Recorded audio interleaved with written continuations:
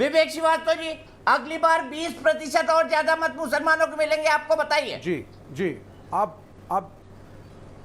आपने तो supreme court को भी ठगा दिखा दिया, पहले उनके तो भी आप निर्देशों की निर्णय ले मान्यता नहीं लीजिए रखी। दीपक भाई की कम्युनिस्ट मुसलमानों के नहीं आप अरे भाई नहीं ऐसा कुछ नहीं है। हम सुप्रीम कोर्ट का बड़ा आदर करते हैं, लेकिन पहले आप निर्णय कर लीजिए कि कम्युनिस्ट जो है वो मुसलमानों के साथ हैं या उनके खिलाफ हैं। कहीं तो आप मुझे ले जाते हैं, देखिए चाइना में साहब मुसलमानों के साथ एक अग्रेशन चल रहा है, तो सारे कम्युनिस्ट मुसलमानों के खिलाफ हो जाते हैं। और आज आप चाइना में मारते हैं ना आपके, उस पर आऊंगा, उस डिस्कशन पर मैं आऊंगा। मार्क्सवाद में तुष्टीकरण की कोई जगह नहीं है। भारत में आप मुसलमानों का तुष्टीकरण करते हैं, दुनिया के ज्यादातर हिस्सों में करते हैं, चाइना को छोड़कर पूरी दुनिया जानती है। अग्रवाल साहब बता देंगे मुझे इस बात को अभी थोड़ी देर में।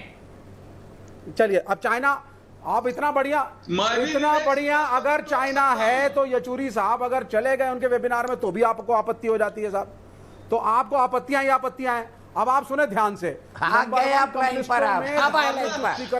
पर भी बात करेंगे। पहले केरल निपटा लेते हैं, केरल में आप डिफेंसलेस हैं, पहले केरल निपटा लेते हैं, फिर बात करेंगे चाइना में क्यों गए आपके नेता, फिर बात करेंगे चाइना में क्यों गए आपके नेता। बिल्कुल, पहले केरल में जवाब दीजिए। जी जी जी। अब जो हाँ नहीं अब आप सुने, पहले सर सुने, मैंने इसीलिए आपको कहा ना मार्क्स, मैंने इसलिए वेबिनार का नाम लिया क्योंकि मैं आपको बताना चाहता हूं कि मार्क्सवाद एक इंटरनेशनल यूनिवर्सल इकोनॉमिक थ्योरी है। दास कैपिटल एक इकोनॉमिक पुस्तक है जिसको हम सारे मान करके अपने अपने देशों में चाहते हैं कि वहां पे सोशलिज्म आए और गरीबों को और अमीरों के बीच की जो खाई है वो कम हो, अमीर से लो गरीब को दो।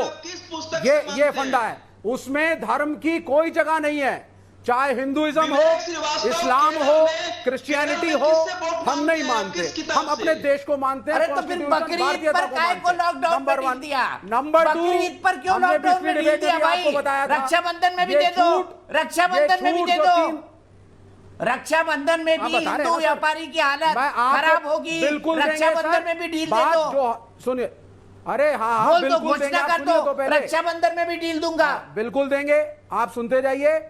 पूरे देश के अंदर सुनिए तो पहले रक्षाबंधन में भी दे देंगे। सुनिए, आप डंके की चोट पर बोलिए कि देगी, रक्षाबंधन पर ढील दी जाएगी, बोलिए। आप सेटिस्फाइड हो? आप सुने पहले।